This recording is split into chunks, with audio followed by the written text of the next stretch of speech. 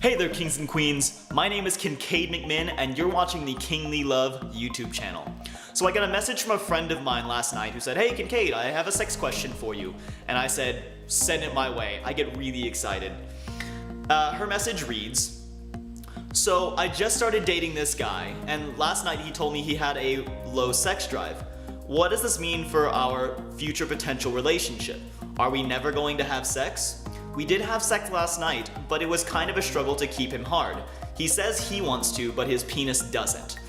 And this is a great question. First of all, if any of you guys ever have any questions that you want to ask about sex or relationships, send them my way and I will give you the very best that I have to offer in terms of advice and information from the depths of my soul.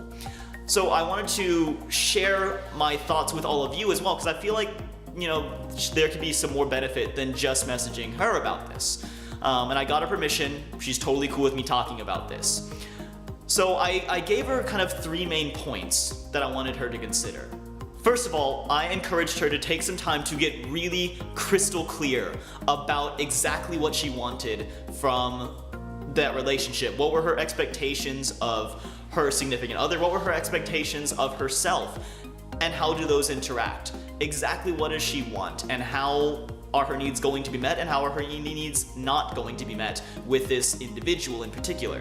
Next, I encouraged her to really make communication and healthy negotiation absolutely paramount and key in her relationship.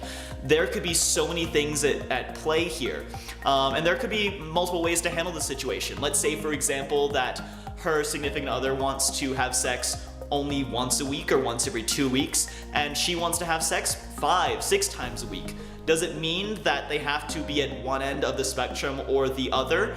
Or, and so either he's having sex more than he's comfortable with, or she's having sex less than she wants, or, meet somewhere in the middle where maybe they split the difference and go for like 3 times a week, and so nobody's really fully satisfied. I encouraged her that no, it doesn't necessarily have to be that way. There are other ways to go about this. I encouraged her, maybe you can have sex once a week and then masturbate the other 5 times of the week. Or maybe, you have sex together once during the week, but then you have other partners that you can have sex with other times throughout the week.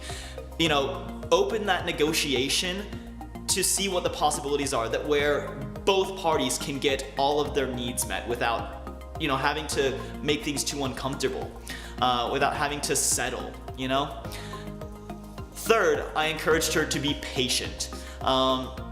It could very well be that part of the reason that he's having a hard time maintaining an erection is there could be some sort of past trauma or emotional pressure or performance anxiety or something like that that really just gets to him, and he just can't seem to get in the right headspace to maintain an erection.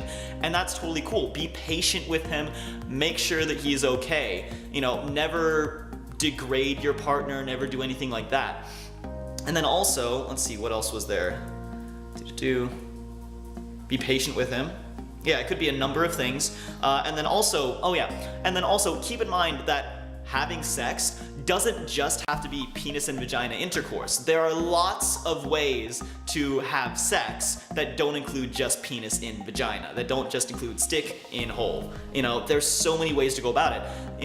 I encouraged her to begin viewing all forms of sexual activity as sex. There's oral sex, there's hand jobs, blow jobs, eating out, fingering, there's cuddling, kissing, making out, just breathing the same air intensely together. That can be incredibly erotic, and that can be incredibly sexual. And so I encouraged her to open her umbrella a little bit from just penis and vagina to including all of these activities under the umbrella of sexy fun time, as I like to call it, to try to expand her definition. So she's going to take some of these things under advisement, she told me. So those are some of my thoughts on if you and your partner maybe have mismatching sex drives, how to kind of navigate that. Number 1, get crystal clear on your expectations. Number 2, communication is going to be absolutely essential. And number 3, be patient with your partner, and then open your umbrella a little bit in terms of your definition of what sex is. It can be a number of things. If you guys like this video, go ahead and like and hit that like button and subscribe down below if you want some more fun, sexy content from me. And don't forget to share this with friends. If you find somebody else who, if you know of somebody else who could gain value from this video, go ahead and share it with them as well. Until next week, I'll be back with a fun video about workouts and exercise and the ways that we can all improve our sex lives with some working out. Until next week, be sure to love like royalty.